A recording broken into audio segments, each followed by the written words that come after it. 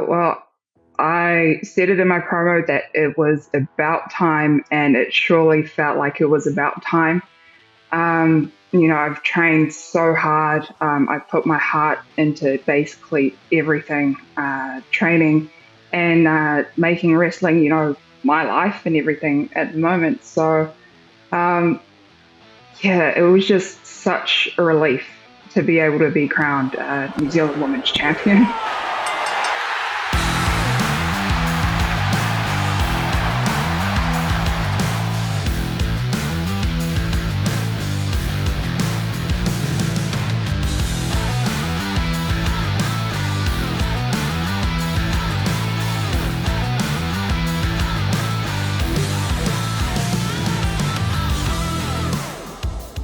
Hello everyone and welcome to episode 12 of That Sweet Pop. My name is Dion and he is Brad Lewis. Thank you so much for choosing to spend your time with us as we talk all things pro wrestling. And Brad, before we get into it, yet another week producing sport commentary against the West Indies, the Black Caps this time. Looking pretty good sometimes, not so great other times.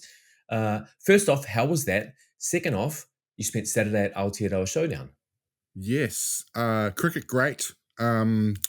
Really enjoying it. Commentary team doing a good job. Been some really good and close matches. West Indies proving a little bit better than a lot of people thought. So we'll see how that plays out over the next 3 or 4 weeks. But Sport Nation, if you guys want to download the app, you can listen to our commentary on the Sport Nation app. Download it wherever you get your apps from. And mate, it's my first experience of Aotearoa wrestling. What the team and Aaron and his team are doing there is phenomenal. I think it's a really slick show. And look, familiar faces from around the scene in New Zealand, but man, I really enjoyed it. Hell of a crowd. He's clearly doing something right. Well, they're clearly doing something right, and just full credit to the team. And a great show. Nice one. Yeah, but you've been a busy man too, Dion. You've been a busy man too, with more announcing. It's like it's like your side hustle. My side hustle. Yeah. Yeah. I just came back from Christchurch, went down and was ring announcing for Clash for Construction over the weekend, which is an incredible charity which looks to support mental wellness of people in the construction industry. So a whole heap of charity boxing matches again. Man, they put on a tremendous show. It is a lot of fun to be part of. And like I said, such a worthy cause, and glad that we can do our part to help. Let's crack into a top story, shall we? Go for it. So our top story this week, we want to take a look at WWE's apparent creative reset. Look, it's no secret that WWE's creative has been not quite setting the world on fire in 2025. PLEs have been very good. We've seen some tremendous matches. John Cena's farewell tour has seen some truly great action, as we've covered on this show multiple times. But there just hasn't been any must-see TV. There's been no real single angle that you've really wanted to make sure you tune into. You could probably have sat out of WWE TV for a month, popped back in, and not really missed too much. It's not a tremendous place for them to be. Then in early October, there were reports that WWE were aware of criticisms and looking to make changes to the product. And a tweet a couple of days ago by Triple H who said there's a new landscape in WWE starting tonight on Raw. And of course, there is a new landscape after Saturday night's main event. There's a new women's champion. There's a new world heavyweight champion. But it felt like things were going to change on Raw. Brad, as we well know, professional wrestling is cyclical, right? The highs of 1988, the lows of 1994, the highs of 1998, and the lows of 2003, and countless other examples of that. What I like about this time is perhaps the descent has been caught, and I think that's probably a result of TKO being involved, and in former years, Vince McMahon doing things his way and choosing to continue down that road, and people are going to love his way or not at all, and he didn't give much of a crap. And man, did Raw deliver this week. The show was full of new angles. It had a real gritty feel to it. My question to you, Brad, to kick this off, it felt like there was a sea change in WWE creative on Monday. Did you feel that way watching Raw? It was gritty is a good word. I do think it's very dangerous for Paul Levesque, Triple H, to come out and say things like that, because if people don't get what they want, then they're like, well, nothing changed. Now we don't know what externally is going on behind the scenes in terms of who's joining the writing team, plans that they've got in place, plans that are going to sort of feed out into the next sort of 3 or 4 months. I certainly think that Logan Paul had a lot to do potentially with Triple H's statement. Does he join the Vision? Is this is obviously setting up some form of war games. We also saw an interaction which I popped for, which was between Becky and Asuka, which I thought was kind of cool. And I still don't think we've really ever got a great feud between those two. So that's something that maybe over the course of time could happen. I know that the rumor mill is that they're going to be on the same team at War Games. So there was certainly some intertwining storylines fed into the show, and I did enjoy that. But again, I think it's dangerous when you come out and say that, because you look at people are critical of the other side with AEW, and Tony Khan comes out with his tweet saying special announcement this week, and it ends up being, and the very first time he did it, it was like a Will Ospreay signing or something really big, like a Christian Cage signing or whatever. Now it's we've got a new title, which, by the way, they introduced another bloody new title on AEW this week with the national title, I want to call it. There is too many titles in wrestling, Dion. Too many titles in wrestling. But I think that if I'm Paul Levesque, I get it. You're trying to create hype, but in current society, and look, the internet wrestling community is, and I think what people need to realize, it's actually a really small part of the internet wrestling community. Like, my kids aren't on Twitter. They have no idea of the discourse that goes on there. My wife's not on Twitter.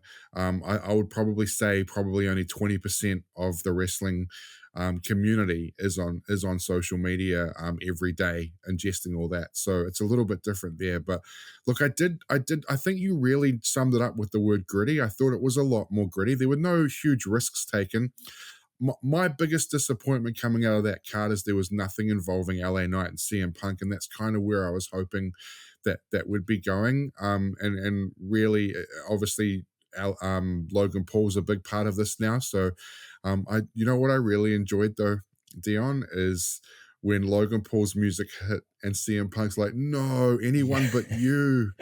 Not you, no, not you. I liked Punk's attitude. I thought that was really cool. I definitely saw an edge to him with that. I love his no fear, everyone step up, I don't care. I love the John Cena tease. I don't.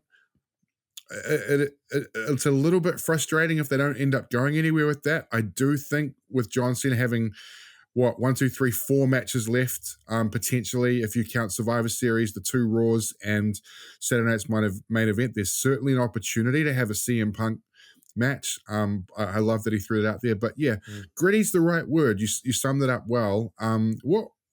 Where do you sit with that in terms of under-delivering on promises? Like, do you think that there was a major landscape change? I don't think there was a major landscape change. There were signs of something, but nothing that I was like blew me away. I feel like there was a beginning of many new angles, whereas we've been stuck in this. It's like we've been stuck in quicksand for quite some time. The main event of Raw feels to have been the same 4, 5, 6 guys being recycled over the last 6, 8 weeks. I'm sure if we actually looked at what the main events were, that wouldn't quite be the case. That's what it's felt like. So to me, things were different. You made a number of really good points. I want to try and address as many of them as I can. One, I do agree with you on Triple H setting expectations too high, but I'm also aware of how psychology could work in this regard.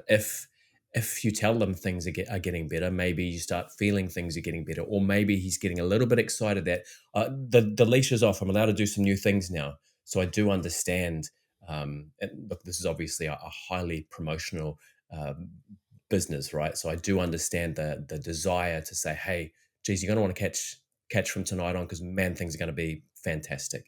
Um, Triple H as well, I think would have been quite. Uh, I think he would have been surprised by CM Punk calling out John Cena. I think CM Punk to me is one of these guys that obviously he's handed a microphone and told, "Go for your life. Here's a couple of points we'd like you to hit." I think the John Cena thing won't happen. I did Mm. pop, even though we have had the John Cena match before, and even though there is only 4 opportunities left, like you said, but it was a good moment. It was a little bit of a, oh wow, I can't believe he's just called him out kind of moment. But Yeah. again, it feels like he will throw names out just to uh, either get fans excited or to perhaps get the creative team thinking, oh, this might be a good idea. Look how the fans did react. It'll be interesting to see where that goes. Logan Paul's association, what does that mean? I'm also assuming this is just going to be a short-term alliance for War Games. I Yeah, can't see agree. him having a long-term relationship with anybody. Could he fit into the vision? That's something I've been thinking about over the last few days. Maybe he could, but I would say come Survivor Series, there'll probably be some form of implosion. The last point I wanted to make, based on what you said, was um, with Becky Lynch and Asuka. It's funny how sometimes you don't know what you want until you get a tease of it. And that felt like one of those moments, which is exactly as it sounds like it was for you. Yeah. I don't know. I think Becky is one of the most captivating characters on television at the moment. I think, Mm. honest to God, I think she's doing her best mic work and character work of her career. Like, look, the man main evented WrestleMania 35.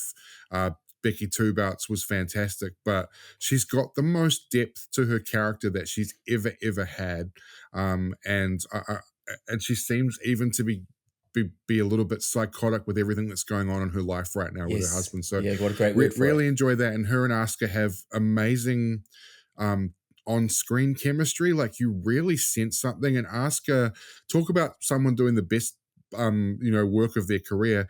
Look, she's been in a lull, like hasn't been able to stay healthy, and has been a victim of an expanding roster with more interesting characters, and I really think she's also pushing her character to a new limit. Really, really keen to see where that goes.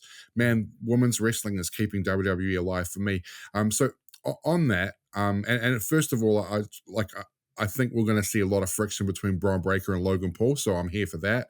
I think we might see people coming in and out of Paul Heyman's world, and Braun Breaker's going to have friction with all of them, because he just seems that maybe Bronson Reed might be the only guy that he trusts, and I hope they keep building on that.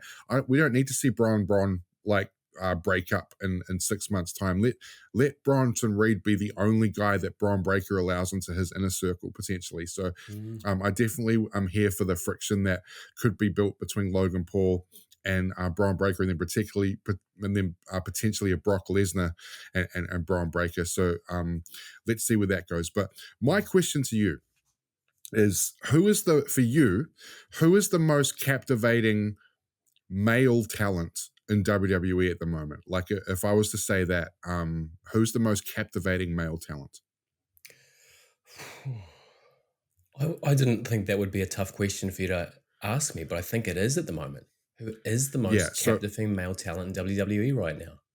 the guy that you're like, his music hits and you're like, yep, I can't wait to see what he's going to do. Crowd pops for every time. I've got someone in mind. Mm. And just almost must see TV. Yeah, I think for me it's got to be Dom Mysterio, right? I mean, 6 months ago I probably would have said CM Punk because it was still somewhat fresh and you were really wanting him to get that world title, which is why I think this Yeah. world championship reign is super important for him to make sure that momentum is kept up. But I can't think of anyone beyond Dom Mysterio. And look, I'm not saying that a CM Punk or a Cody Rhodes or a whoever comes out and I fast forward. Is it still called fast forwarding and streaming? Anyway, I skip ahead. It's short. But I think it would be Dom Mysterio. I'd love to see more Dom on my screen, and that interaction with Ray was fantastic. I literally got goosebumps during that interaction. I'm sitting there being aware of these Yeah, goosebumps, thinking, why am I feeling this way? Um, yeah, those two it's create fantastic. magic on screen. They must have so much fun interacting like that. And how good is it for Ray to be somewhat responsible for the progression of his own son's career? Is Dom the guy for you, or you have someone else in mind? I had someone else in mind, but first of all, on that, Dom's certainly there or thereabouts, and Rey Mysterio, Dominic Mysterio, and San Diego at Petco Park book it, because that's going to be huge. Intercontinental title on the line, and I think Ray beating his dad is something. And look, then have maybe Dom win the title back the next night. I don't care. I just think Rey Mysterio deserves that moment in front of a massive crowd in San Diego to win the Can title. I ask you this? San Diego's obviously yeah. the home crowd. Are you surprised that it's for the Intercontinental Championship, not the AAA Mega Championship? Maybe they're saving that for Triple Mania, or they got big shows coming up in AAA. Pull a massive audience. AAA's in a massive war with CMLL at the moment, so you definitely have the potential to save that. So back to my captivating character question, Dion.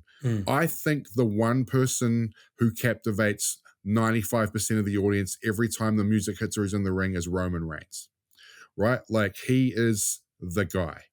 And I think WWE is missing him terribly. Yeah, I when agree. I think the show is less when Roman Reigns is not on it.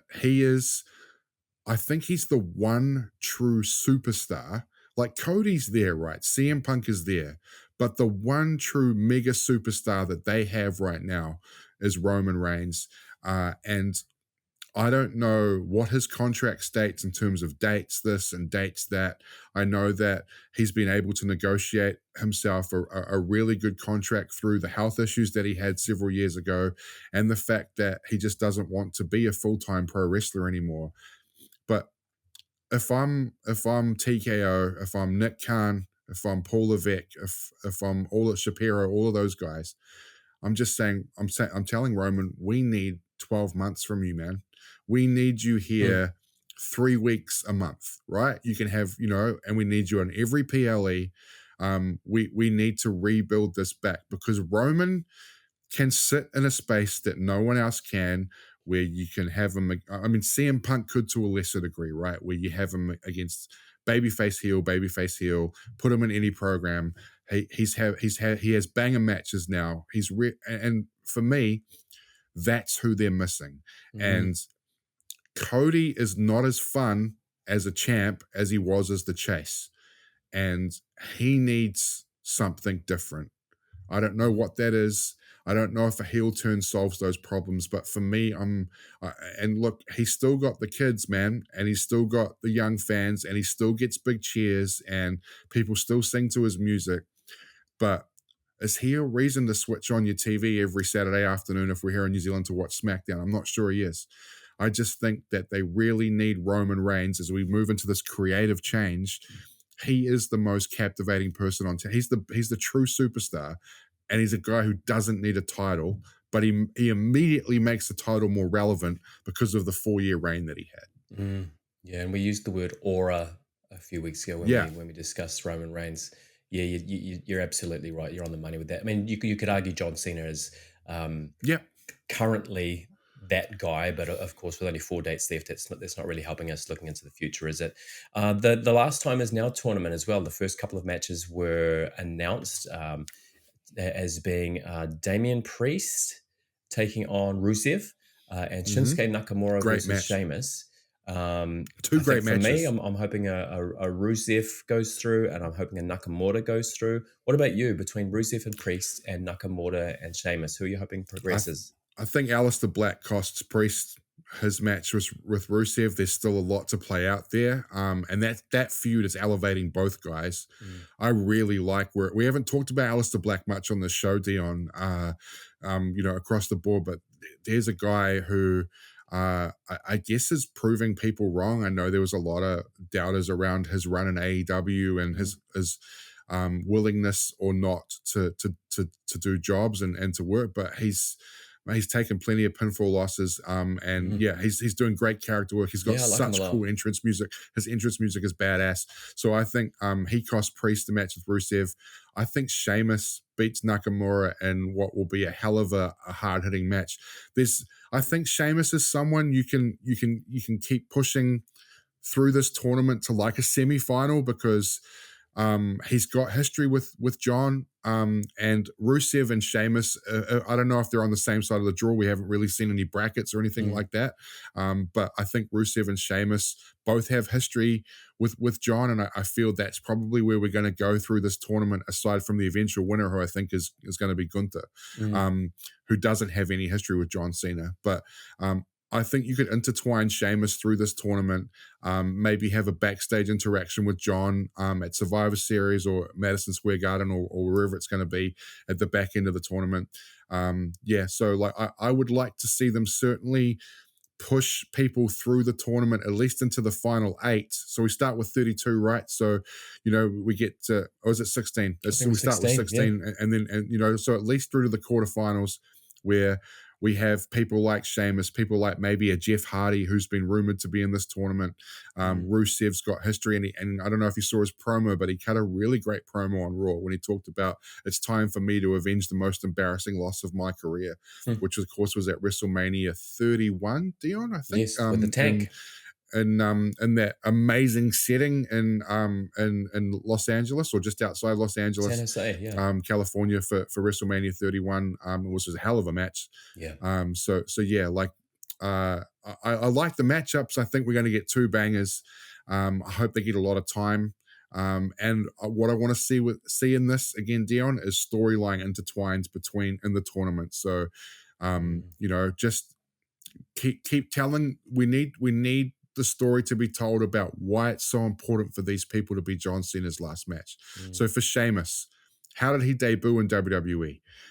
He won the world title in his 2nd or 3rd match on the main roster in a tables match with John Cena in 2012 or 11, 10. I think it might have even been earlier than that, at TLC. Man, Sheamus has been around for a long time, hasn't he? Jeepers. Big fan of the Warriors. And he's still badass. So yeah, like he's got so much history there, and we need these guys to tell us why this is so important to them. And I'd imagine that at some point, either on SmackDown this week or on Raw next week, we'll get some sort of vignette from Sheamus where he sort of talks about how much this will mean to him. And I really would like to see him be a major part of this storyline, this tournament. Yeah, and I do like what you say in terms of having these guys explain what it means to them, and making it a little bit more than just a random 16 to get to the point that we get the one. Any names you want to throw out that you want to see? Oh, look, I'm really hoping that we do get some real shocking surprises. That's all I care about. And I think Gunther as the final opponent is, you've sold me on it, Brad. I think it does make sense. I'm fascinated to see how things are going to play out, but I do like the concept of the Last Time Is Now tournament. It really feels like it matters. And I think watching that promo again on Raw, I think the gravity of what it was about sunk in even more for me. This is John Cena's final match.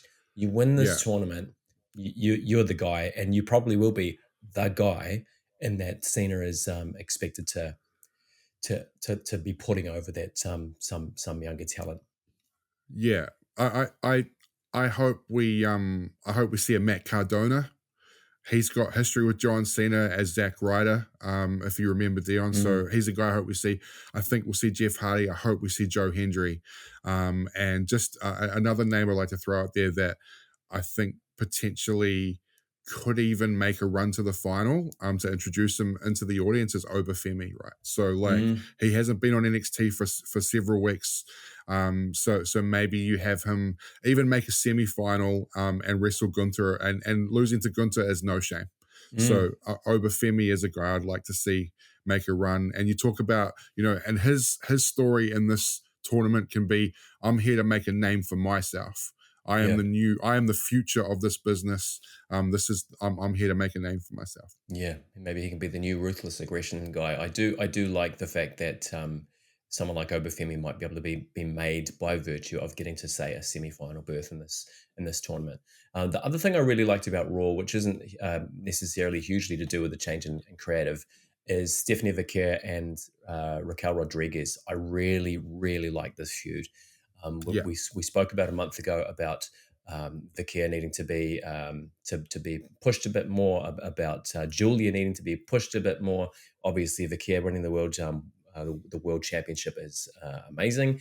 I can't help but feel though that this feud is just as important for Raquel Rodriguez as it is for Steph. absolutely. It felt again on this past Raw that got a little bit more street cred just by being involved in this world championship match. I hope it's not just going to be a one-off quick feud and then she goes back down the ranks. It'd be great to see her float to the top. Yeah. Man, I think she's one of the VIPs of the women's division this year. She's had great matches with Rhea. She's certainly developed her character. She's changed her in-ring style. I don't know if you watched the Kevin Nash podcast, but he's a massive fan of Raquel Rodriguez, and he says he sees a lot of himself in her in terms of her swag and her ability to make a big man big woman in this case, look devastating and scary. And I think Raquel's a victim of Rhea Ripley, right? Because if she worked in an era where there was no Rhea Ripley, she'd probably be bigger than she is right now. But she's so similar to Rhea in terms of that size, in terms of height and physicality. And Rhea's just it. I mean, Rhea to me is in the top 3 stars in pro wrestling across the board. She's as big as anyone. So I think she's a victim of that. But and I would like to see them on separate shows at some point. I think that they've always been sort of around each other. So to allow Raquel to stand out. But I think we are within 12 months of a Raquel Rodriguez title reign, either on either show. I really love where she's going. Love her stuff with Roxanne. Cannot wait for Liv to come back and be intertwined in this. I really think they're missing Liv Morgan as well. But yeah, you could definitely do something with Raquel and Vaquer through to the Rumble potentially. Maybe even have Vaquer take a couple of non-title pinfall losses.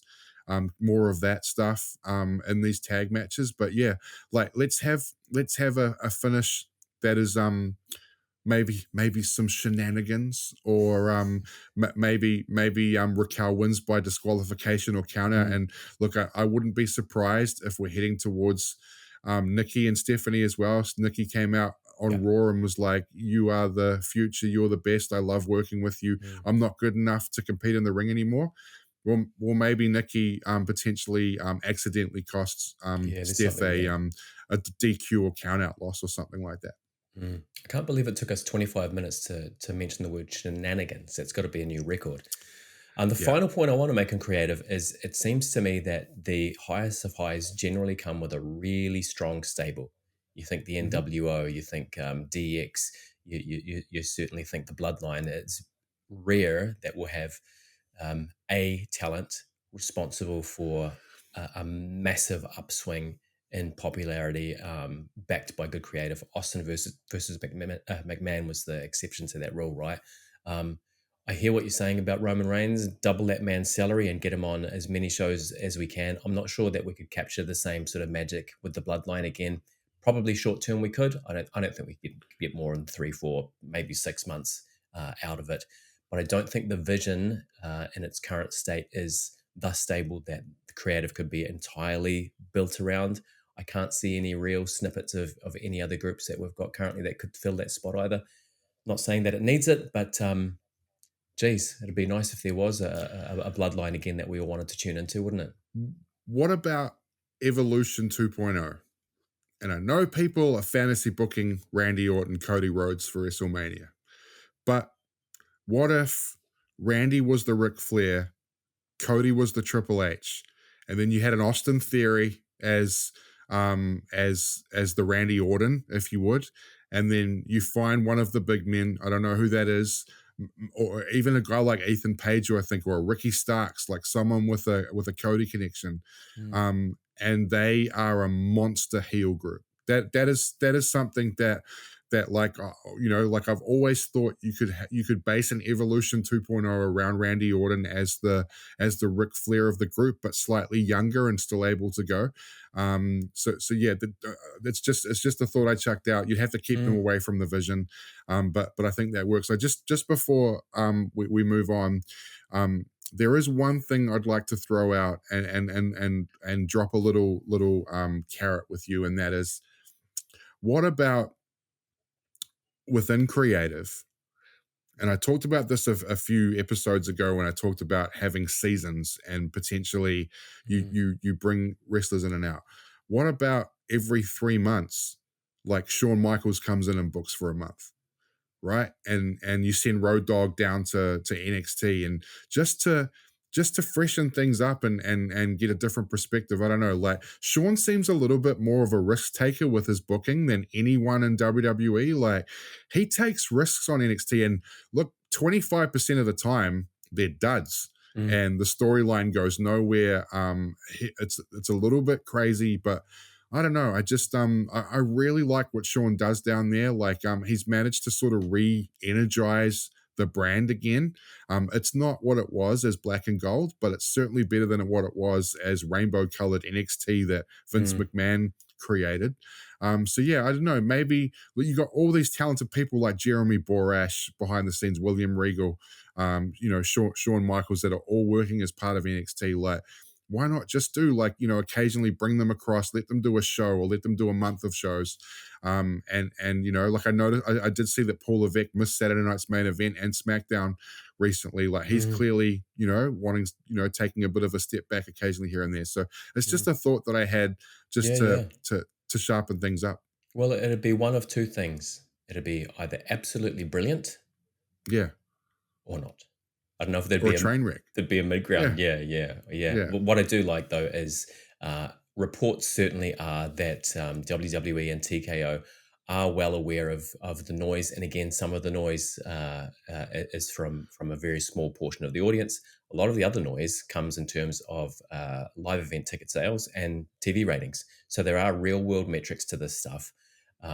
I feel like we're going to be on a big upswing now. I really hope we do, heading into WrestleMania season. Again, the road to WrestleMania is not too far away. What better time to pump the brakes, regather our thoughts, push ahead for better creative. But this is going to be a problem in professional wrestling until the end of time. It's cyclical, and we just happen to be hopefully catching it on that downswing before we pop back up again.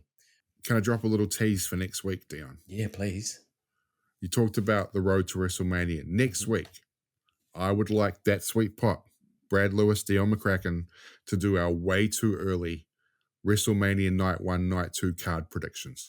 Let's do it. Yeah, let's do it. I'll get the old pen and paper out. We'll play Booker. All right. Well, thanks, folks, for listening to our ramblings. I hope you have some thoughts on where WWE's creative is going, whether Raw was a big upswing or whether... Leave a comment. If you're watching on YouTube, leave a comment, guys. We'd love to hear from you, and we'll read them out next week.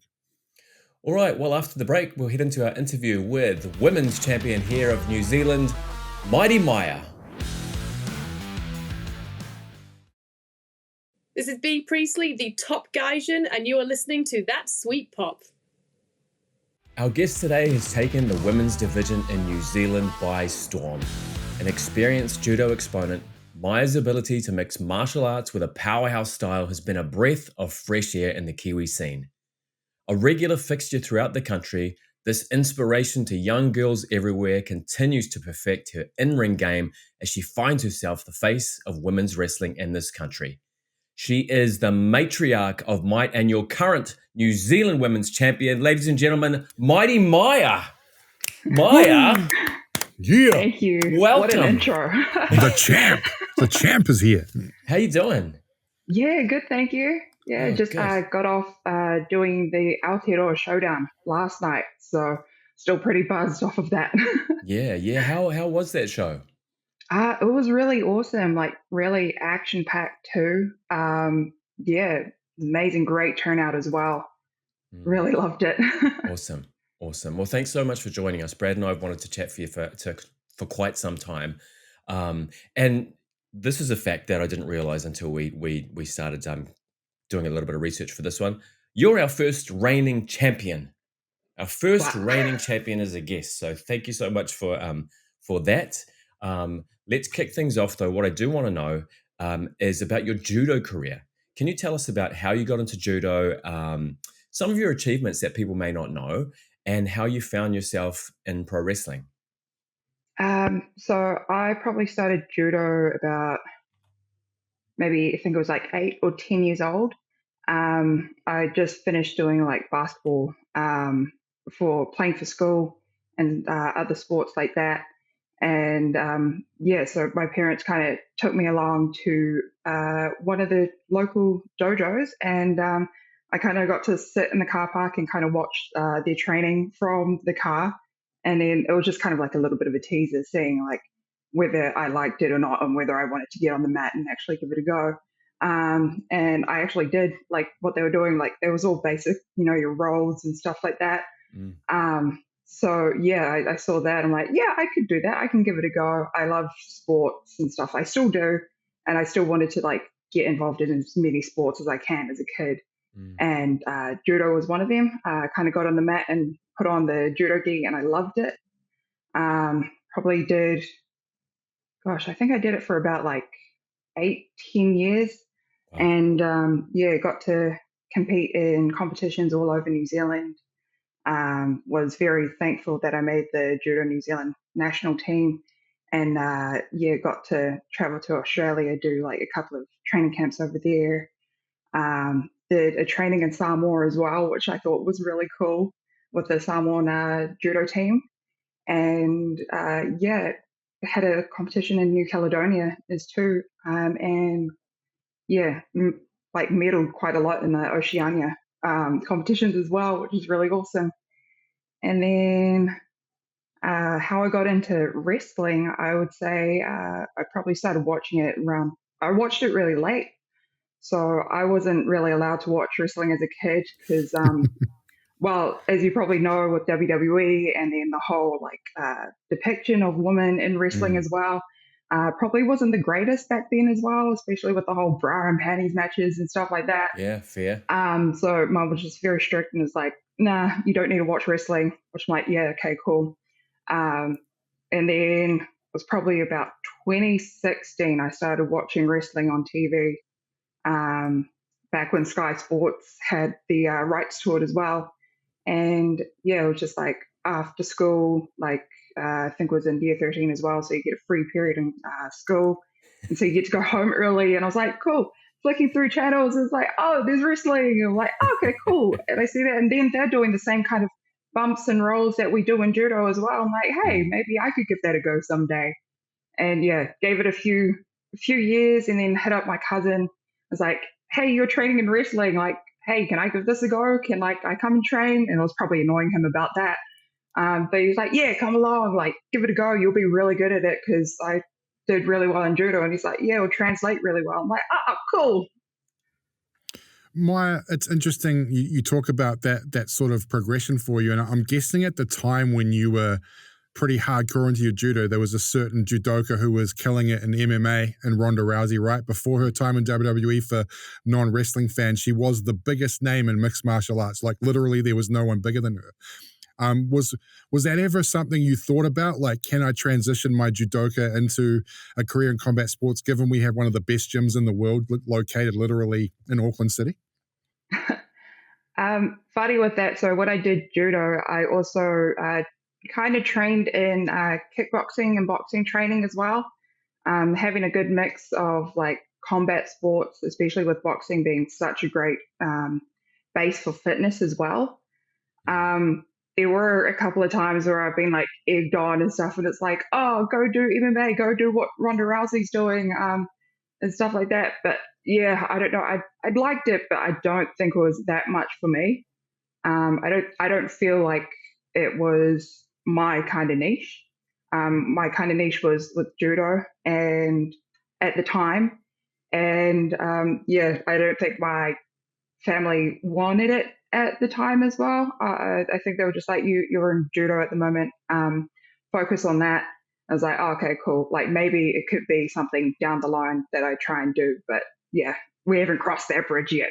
No, and like the base that you've developed as a judoka into wrestling was so clear for me to see. The first time I ever saw you wrestle, you threw a couple of judo hip throws, and I said to my partner, well, she's done judo before, and like, have you found that's actually not been a cheat code for you, but it's given you something to rely on, you know, as in terms of high impact moves sort of out the gate to show your physicality? Yeah, I think it was kind of a blessing that I did have that kind of background. I've always been told that, it's always good to have someone get into wrestling who does have a combat sports background because a lot of the moves and everything is quite similar. And yeah, even with wrestling training and getting into it as well, I just kind of realized, oh, okay, you guys do it this way. And I'm always constantly thinking in the back of my mind where it's just like, okay, cool, you guys are doing it this way. I can kind of do it a little better and do it this way. This is what feels natural and comfortable for me. And yeah, it's usually a kind of a thing where it's just like, okay, cool. That looks really cool. That looks legit. Like, keep doing what you're doing. But at the same time, to show that I do have coachability, it's just like, okay, cool. Do it the way that you're doing, but like, try and do it the way that we've shown you how to do it, which is kind of cool. So it's like you have both techniques in the back pocket that you can like throw out whenever you want to. Mm. So where are you at with judo now? I imagine that it'd be difficult to have a foot in the judo camp and a foot in the wrestling camp because there's such a huge commitment for both if you're wanting to uh, be successful in either, right? Is judo on the back burner for now and something you might come back to, or is that part of you now? Are you retired from judo? Oh, I would say never. I'm currently not training in judo at the moment. I would love to make a return to judo. Unfortunately, I think probably the last time when I was consistently going at it, I had a little bit of an injury during training.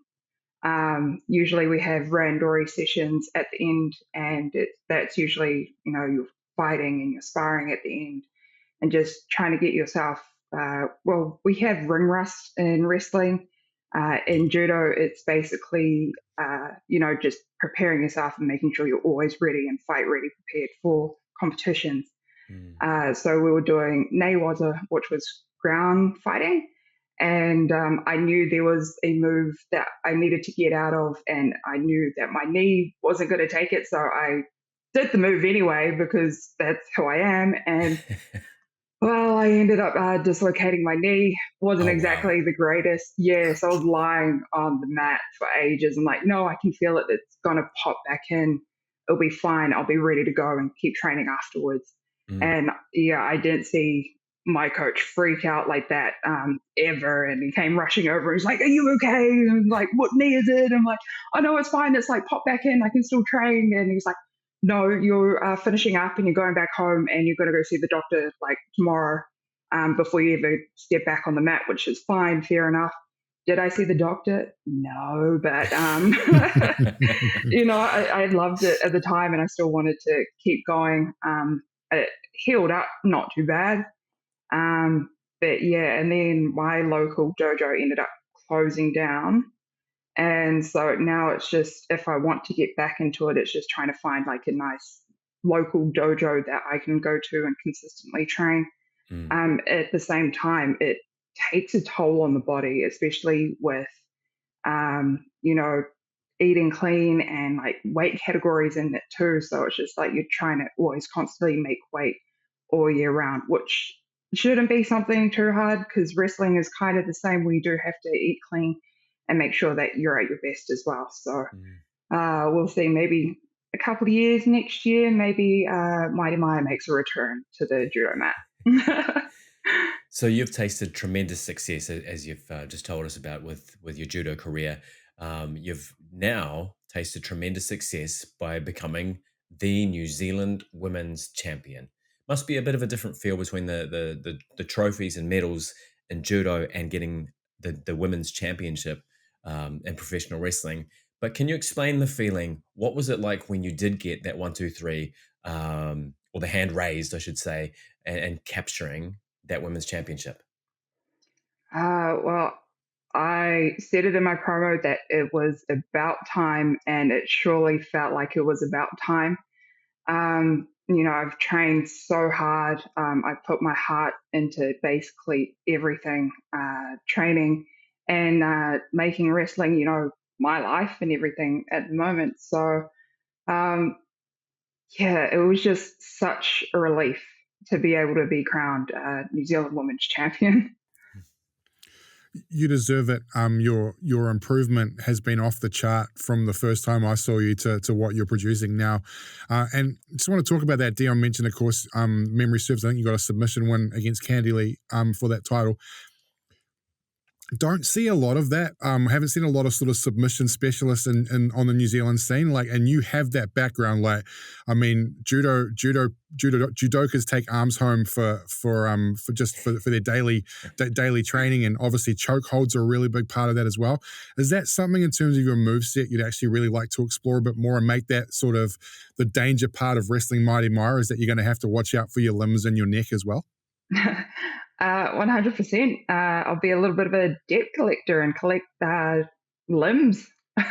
As far as I'm aware, it was really cool, and it was like a really wholesome moment as well because I've won like judo fights with like the armbar submission as well.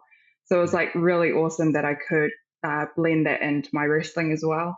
And yeah, I just hope to like learn a lot more of other submissions that we do use in wrestling, and just keep adding to my arsenal. Now, there have been some incredibly memorable women in the New Zealand scene come through the ranks. Yeah, you think of Evie, aka Dakota Kai, Brittany, Megan Kate, Carmen Rose, more recently Frankie Quinn, Candy Lee, Amber Saint, yourself now as women's champion. But it's always felt like there's never been more than 3 or 4 regular women running on New Zealand wrestling shows. Why do you think we have trouble building a bigger roster in this country? Oh, that's a really good question. Well, I would say that there is a numerous amount of factors that do play into that. If you actually take a step back and look at New Zealand wrestling as a whole, um, wrestling is male dominated. It's a male dominated field. And so for newcomers that want to come and try and explore this field and give it a go themselves, who are not necessarily experienced with male dominated areas, I would say that can be quite intimidating for them. And so I think, it is important for us to try and like make sure there is at least a female presence for them to, try and get involved and be like, hey, well, it's not just a gym full of like sweaty dudes and stuff. There's actually women who are doing it as well. So I'd say there's that. And then there's like some uncontrollable factors as well, which like you'll be like other women injuries essentially, and other women probably looking at going to start their own families and stuff like that, as well as like overseas opportunities as well that are probably too good to pass up. So yeah, I see like if there was a way that we know why this is such an issue, it would have been fixed already. But it is what it is at the end of the day, and we can just try and petition and try and get as many more women involved and hope that we can actually lay a solid foundation that we can keep building upon. Kia ora, this is Te Tahi Vinny Dunn, and you're listening to That Sweet Pop. Well, there she is, New Zealand Women's Champion, Mighty Maia. That's part 1 of a 2-part interview. We'll bring you part 2 next week. Brad, what an interesting journey she's been on. It's so unique seeing someone come from such a successful judo background here in New Zealand to make a transition into the professional wrestling scene. She's seeing great success. I can't help but feel it's going to be interesting to see how she progresses over the next couple of years. Yeah, and what an engaging human being as well. Thoroughly enjoyed that chat. And Maia, I know you're watching. You did awesome, mate. And cannot wait to see your continued progression. Because as I said, and I wasn't just talking bollocks, I think her improvement from day one to where she's at now is as good as anyone that I've seen in the sort of year and a half that she's been wrestling. Hey, we talked about Raw earlier. We didn't touch on SmackDown at all. I thought we could just very, very briefly talk about that before we do close Sure. up here. Jade Cargill's promo, I loved it. Short, sweet, to the point. I think we could have an issue, or WWE could have an issue, in that how is she going to build heat? I think people really like this side of her character. So that's going to be interesting to see how it plays out. I also like how she's got a little bit of makeup on that scar just to make it pop that little bit more. And we saw, just like what we did with Asuka and Becky on Raw, that little tease between Jade Cargill and Charlotte Flair. That's interesting. I don't know if that's going to be something that we're going to see in the near future, whether it's perhaps planting seeds for WrestleMania, or if nothing will come of it at all. But again, kind of shows that there are some different things being tried here. Not everything's going to land, but a lot of these things will. Chelsea Green winning the United States Championship. I want to ask you about this in a second. Julia, we know that she's on a path, or expected her to be on a path for mega stardom, a future women's champion. Things have started out maybe a little bit rough in the main roster, but props to Chelsea Green. She, to me, is the Miz of the women's division, and I mean that with the utmost of respect. She works everywhere. She's doing media. She's working at AAA. She's doing NXT. She feels like the type of person that just says yes to every opportunity. So whether this championship reign is a pat on the back for that work, whether it's, again, something creatively that they're wanting to try and do differently, or whether it's an admission that Julia's potentially not working. What were your thoughts on that title change? I think it's clearly part of a longer storyline with Ethan Page. They've won the AAA intergender tag titles, right? So there's a lot going on there. They're doing their Team Canada bizzo over on NXT at the moment. She's literally wrestling on 3 different shows at the moment. Love Chelsea Green. I think she's got a Money in the Bank run in her as well. They teased that a couple of years ago where she had that massive spot and she was the last person climbing to get the briefcase before, I think it was Tiff, or might have been someone else that ended up. I think it was the year that Tiff won. So I think there's a Money in the Bank and a cheesy shenanigans title run for Chelsea in her future. I like her with this title. When it comes to Julia, they've proven with Io Sky that you don't have to cut a promo to get someone over, and Io went through a really, I don't know if bland's the right word, but like just a unimportant stage when she was just the third wheel and Damage Control, and then she won Money in the Bank out of nowhere, and then became world champion. And I think that Paul Levesque definitely has the ability to pull the trigger on Julia again. And look, this could be part of an even wider storyline that involves Julia winning the title back. We don't know. She's the sort of person, Dion, where you put her in the ring and you give her 12, 30-minute matches and she'll get over. Penta's done it. Penta doesn't cut promos, but he's charismatic and he does his talking in the ring. So I still have massive hope for Julia because she's so good in the ring. Yeah. She just needs to, I don't know if a little thing with Kiana James is helping her. I know they wanted to put a mouthpiece on it, but I just reckon make her babyface and just let her wrestle. Like just let her wrestle and she'll be fine. But a minute 38, she's better than that, Dion, and they can do better than that, and hopefully they give her more time next time. Yeah. I wasn't terribly excited to see Nia Jax and Charlotte Flair in singles action, but obviously it's a means to an end, and that introduction of Lash Legend, which I think is great. And again, that's another symptom of, hey, we're trying some things here. Also at the top of the show, Aleister Black and Cody Rhodes. Who knew that this was going to be a matchup that we were going to see on SmackDown? I do like the WWE champion competing on weekly television from time to time. I thought this was a really good matchup. Obviously, things turned south at the end. Shenanigans came along in the form of Drew McIntyre. Let me ask you this. It was pretty clear at the end of Saturday night's main event that there was going to be a little bit more between Drew McIntyre and Cody Rhodes. Do you feel like those two still have legs? Do you think there's more of a story that needs to be told here? Only if Drew wins the title. If that's their plan, then I'm here for it. But he's now lost to Cody twice. And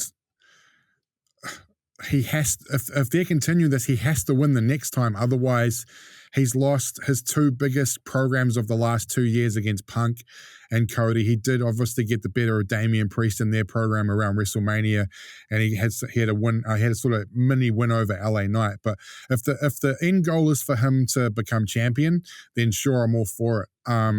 Maybe they segue him into something else. What I did like about this, Dion, though, is that there was a little callback, and I don't know if there are any AEW train spotters out there, but Aleister Black's debut in AEW about 6 years ago, he turned up in a Cody Rhodes promo and attacked Cody Rhodes. So there was a little bit of sort of callback there for that.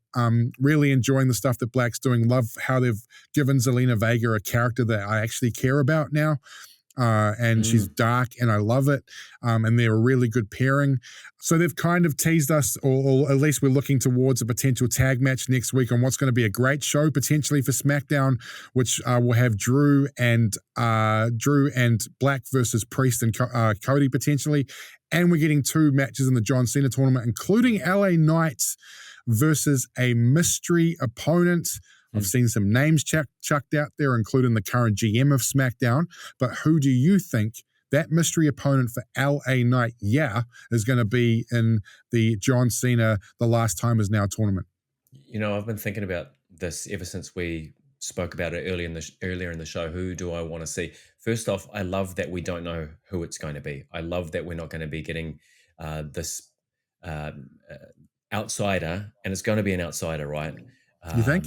Advertised up front. I want to be shocked when the music hits, when they come on out. I want it to be Nick Nemeth. I think Nick Nemeth as Nick Nemeth in this tournament makes a lot of sense. I do not want to see him as Dolph Ziggler, and I don't think we will. Given the partnership with TNA, I think we'll see Nick Nemeth come to the ring, and I'd like to see Nick Nemeth actually make a fair shot at this tournament. I don't know if he'd be the guy to win the tournament, even though we know those two would have a tremendous match. It wouldn't make sense, right? But given the partnership, I think money is strongly on Matt Cardona, like you said. I think it's pretty strongly on Nick Nemeth as well. I just don't see someone like a Jericho entering the tournament. He can't. His contract's not up till the 31st of December. So all of these people, Dion, I said this earlier in the show, with pipe dreams of Edge and Chris Jericho, it ain't going to happen, man. And I could look like an idiot in 7 days' time, but Edge is contracted for another year to AEW. There's no way that they've made a deal to get anything done with that. And I think Jericho's contract's up December 31. Yeah. It is fun, though, in that people can, there are all of these theories coming out, and we just don't know what's going to happen. But yes, that's my pick, Nick Nemeth. Do you think someone different? Well, Nick Aldis has kind of teased it on SmackDown, but then he teased being Randy's mystery opponent at WrestleMania. And who did that mystery opponent happen to be? It was, say his name and he appears, I believe, in Joe Hendry. So my son is hoping it's Joe Hendry, but I think it will be Matt Cardona or Jeff Hardy. So many great options. Yeah, it's a wait and see, and we've got to wait another week or so. Who am I? Oh, okay. We're back to you doing it. All right, bring it, Dion McCracken. Bring it. I was born in Texas in the 1950s, and football was my early passion. Even being on the roster. John Bradshaw Layfield. No. Okay. Right. Even being on the roster of a major NFL team's training camp. Ooh. The physicality and storytelling of pro wrestling was a calling. However, I made my debut in 1977 after training under the likes of Hiro Matsuda and Bob Orton Jr. I held the WWF Intercontinental Championship on 2 separate occasions and the WWF Tag Team Championship twice with different partners. I was a staple in the mid-card of WWF in the 1980s, with one of my more memorable achievements coming in the form of competing in the main event of a pay-per-view in a match that only ever occurred once. Oh. An attempt at a 3rd Tag Team Championship resulted in heartbreak as my former partner turned his back on me, leading to a memorable feud. I was always the good guy, respected by my peers and fans alike, although one commentator refused to say my name. I entered the WWF Hall of Fame in 2004, and to this day am seen as a trailblazer for my people. Who am I? Tito Santana? Arriba! Tito Santana. Yeah, I wanted to get to the end. I thought Tito early on when you said two-time Intercontinental Champ, but I wasn't sure. So, yeah, Tito Santana, who is, by the way, on November 12th, you'll be able to pick up as a downloadable character on WWE 2K25 as part of a Legends pack, which includes Sid Justice, the Junkyard Dog, Mr. Wonderful Paul Ondoff, and Jesse the Body Ventura. So if you're a gamer and you've got 2K25, Tito Santana is making his wrestling video game debut, which should be fun. Wicked. I loved Tito when I was a kid. Yeah, he was a really, really great addition to the roster, I thought. And he was one of those guys that even back then I really wanted to see more success for. He was always there and thereabouts, wasn't he? I think he was tag champs with Pedro Morales, I want to say, and Rick Martel, of course. Ivan Putski, I think it might have been. Was it Ivan Putski? Yeah. All right then. And then, of course, Strike Force. WrestleMania 4, they lost the title to Demolition. But yeah, what a great wrestler. And also, I have to say two things. First of all, El Matador, who he sort of repackaged himself as in the late 90s, late 91, great entrance music, fantastic. And also, it was a flip of a coin, Dion. In 1992, when Vince McMahon decided to move away from Hulk Hogan and the like, and Ric Flair wanted to jump back to WCW, he wanted to put the title on a wrestler, and the discussions were between two people to promote to become the new face of the company. Bret the Hitman Hart, who of course won the title in Saskatoon, and Tito Santana were the two people that were being discussed in creative as revealed by Bruce Pritchard on his podcast several years ago. Those were the two names that they were considering to become the new champ. Wow, I did not know that. A world with Tito Santana as WWF champion. I can't even imagine it, but that would have been very interesting to see play out. Very, very. All right, we've got a Tu Meke Trophy to give away. We do indeed, Dion. And look, I think having experienced Aotearoa Wrestling for the first time on the weekend, love the show. T-Hawk, you are a crazy, crazy human being, my friend. If you haven't seen that on social media, you need to go out and check out the stunt that he pulled diving off the second sort of tier of the beautiful building there at Dewdrop. But look, Aotearoa Wrestling showdown, the card, everything about it was a very special night, very special crowd. And just for me, a thoroughly enjoyable evening of entertainment. And that, Dion, is all we ask for in our pro wrestling. And as I said to Maia in the interview, I think the New Zealand scene's on fire at the moment. It's getting better and more people, as Maia so eloquently alluded to, wrestling is so accessible now with Netflix having it. And I think 70% of New Zealand households own a Netflix subscription. You know, like wrestling's everywhere. And look, if you're new to this podcast, just check out your local wrestling scene. It's a lot of fun. Yeah, agreed. Big time. All right, Brad, let's take a look at what's coming up in the world of pro wrestling. Yeah, we're not that far away. A couple of weeks from AEW Full Gear on November 23, NZT, Hangman Page and Samoa Joe in a rematch. Chris Statlander against the 14 or 15 title holder Mercedes Moné. I really do not want to see Monet win that title. Statlander deserves this title run, but I have a sneaky feeling that Mercedes Moné is going to add another title to it. For some reason, Dion, Tony Khan's decided to create a new title called the Northern Championship, or the National Championship, I beg your pardon. There's going to be a Casino Gauntlet match. I think he is abusing that gimmick match too much. It should be like a Royal Rumble and once a year, but that might be a story for another day. So my pick is Ricochet to win that title. And there should be a hell of a match between Bro Dito and FTR. Might be the best tag team match of the year if it plays out as we think. And the Young Bucks, a $1 million match gimmick versus and Josh Alexander versus Kenny Omega and the Jurassic Express, of course, which is Jungle Boy and Luchasaurus, and Survivor Series from Petco Park on November 29. I think they've sold about 32,000 seats for that event at the baseball stadium, so it should be huge. Potentially Rey Mysterio and Dom in one of the big main events, War Games as well, and John Cena will be wrestling on that card in some way or form, Dion. Yeah, we should start seeing Survivor Series really take shape. But I do wonder what goes on in Tony Khan's mind when he looks at the roster and he looks at the championships and thinks, do you know what, we probably need another title bout. It's pretty nuts. Yeah, and he's bringing a title, making a title that he had in the international title that he turned into like the continental title or the Mid-Atlantic. I don't know what it was.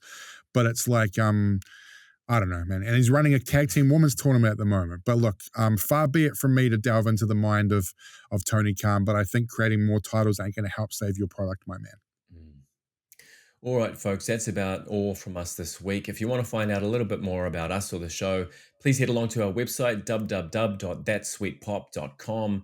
Episodes drop every Monday at 8 p.m. right here on YouTube, or you can listen to us while you're running, while you're in the car, or if you just want to have it on in the background on Spotify and Apple Podcasts. Please also catch us on our social media channels on TikTok, Instagram, and Facebook.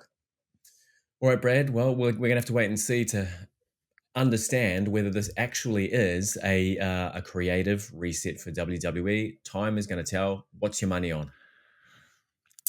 My money is on 50-50. So we're not going to get everything that we want, but we might get a little bit. I just don't think it's going to be quite what we expect. But look, let's just see how this all plays out, Dion, as I say every week. Yeah, that's the pessimistic, easy for me to say, the pessimistic wrestling fan in you, and I happen to agree. All right, folks, thank you so much for sticking with us. We look forward to talking to you again next week, and until then, have a good one. Okay.